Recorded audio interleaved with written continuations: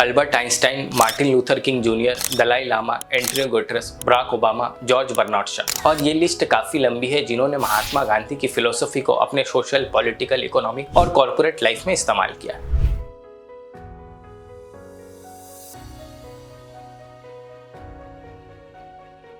1999 में Asian of the century में Asian week ने महात्मा गांधी को जगह दी थी।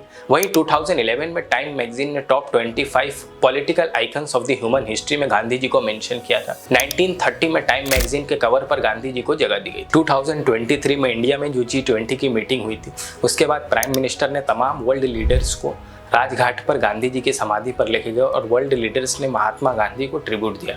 वहीं 2002 में अलमाटी कजाक में जब एक रोड की ओपनिंग के दौरान former prime minister Atal Bihari Vajpayee ने कहा था कि एंशिएंट सिविलाइजेशन को पूरी दुनिया में फैलाने में गांधी जी का बहुत बड़ा रोल है। महात्मा गांधी 1893 में साउथ अफ्रीका गए और वहाँ पर रेशियल डिस्क्रिमिनेशन, इथनिसिटी और कलर के बेसिस पर डिस्क्रिमिनेशन होता है, उसके अगेंस्ट में कई सारे सिविल राइट्स मूवमेंट को लीड किया, न्यूज़पेपर्स और मैगजीन्स निकाले।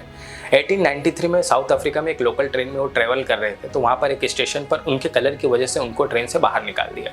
लेकिन इंटरेस्टिंग फैक्ट ये है कि उसी के इंसिडेंट के 100 साल के बाद 1993 में उस स्टेशन के बाहर महात्मा गांधी का स्टैचू लगाया गया। यह महात्मा गांधी की फिलोसफी, नॉन वायलेंस, अहिंसा और सत्याग्रह की एक बड़ी जीत है। इसी सिलसिले में वो कई साल जेल में भी रहे और एंटी अपार्थाइड मूवमेंट और सिविल राइट्स मूवमेंट की वजह से वहाँ के ब्लैक अफ्रीकन्स और इंडियंस के साथ जो डिस्क्रिमिनेशन होता है उनको खत्म करने में काफी मदद मिली। 21 साल साउथ अफ्रीका में गुजारने के बाद वो 1915 में गोपाल कृष्ण गोखले के कहने पर इंडिया आए। उनके इंडिया आने के इसी दिन को अटल बिहारी वाजपेयी ने 2003 में प्रवासी भारतीय दिवस या NRI डे के तौर पर डिक्लेयर किया। इंडिया आने के बाद गांधी जी ने सेल्फ रूल या स्वराज को इम्प्लीमेंट करने के लिए हर बड़े मूवमेंट को लीड किया। चंपारण, खेड़ा से लेकर नॉन कोऑपरेशन, सिविल डिसोबीडिएंट या क्विट इंडिया मूवमेंट हो, हर बड़े मूवमेंट में अपना एक अहम रोल अदा किया। 1932 में सिविल डिसोबीडिएंट मूवमेंट के बाद महात्मा गांधी, सरदार पटेल और महादेव देसाई को 16 महीने के लिए पुणे की अरोड़ा जेल में रखा गया था।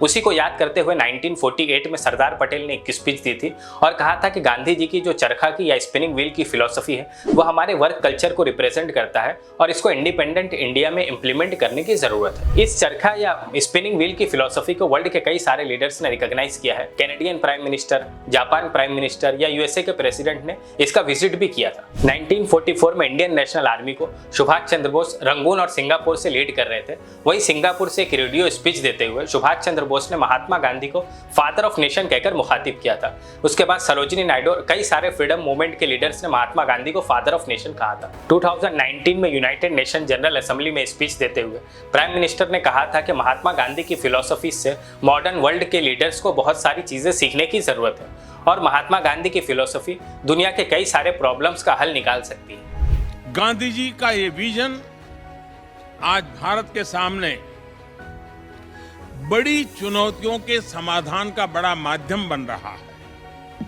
बीते 5 वर्षों में हमने पीपल्स पार्टिसिपेशन, जन भागीदारी को प्राथमिकता दी है। चाहे स्वच्छ भारत अभियान हो, डिजिटल इंडिया हो, जनता अब इन अभियानों का नेतृत्व खुद कर रही है। साथियों, महात्मा गांधी जी कहते थे कि उनका जीवन ही उनका संदेश है। महात्मा गांधी की फिलॉसफी को वर्ल्ड की कई सारी मॉडर्न कॉन्स्टिट्यूशन ने अडॉप्ट किया है, जैसे सर्वोदय या ट्रस्टीशिप।